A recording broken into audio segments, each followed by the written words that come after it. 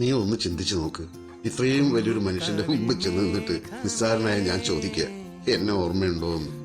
ഓർമ്മയുണ്ടെങ്കിൽ തന്നെ ഇല്ലെന്നേ പറയും. ആളുകളുടെ മുമ്പിൽ വെച്ച് എന്നെ പോലെ ഒരുത്തനെ പരിചയമുണ്ടെന്ന് പറയുന്നത് അങ്ങേർക്ക് കുറച്ചിലായിരിക്കില്ലേ? മാത്രമല്ല, ഇത്രയും കാലത്തിന് ശേഷം ഞാൻ ചെന്ന് കാണുമ്പോ അങ്ങേര് കരുതിയാലും ഞാൻ എന്തെങ്കിലും സഹായത്തിന് എന്ന് കാണുന്നു. അതെനിക്ക് സഹിക്കാൻ പറ്റില്ല. ഒരു കൊച്ചു കൂട്ടുകാരൻ എനിക്കുണ്ടായിരുന്നു. ഒന്നുമില്ലാത്ത അശോകനെ എന്തെങ്കിലുമൊക്കെ ആക്കി തീർത്ത ബാലചന്ദ്രൻ, എന്റെ പ്രിയപ്പെട്ട ബാലൻ. സ്കൂളിൽ ഉച്ചയ്ക്ക് ഞാൻ പച്ചവെള്ളമാണ് കുടിക്കുന്നതെന്ന് മനസ്സിലാക്കി എന്റെ മുന്നിലേക്ക് ചോറ്റുപാത്രം നീട്ടിത്തന്ന എന്റെ ബാലൻ. അവന്റെ അച്ഛൻ കാണാതെ മോഷ്ടിച്ചെടുത്ത പണം കൊണ്ട് സിനിമാ ടാക്കീസിൽ ബെഞ്ചിലിരുന്ന് ഞങ്ങൾ സിനിമകൾ കണ്ടു.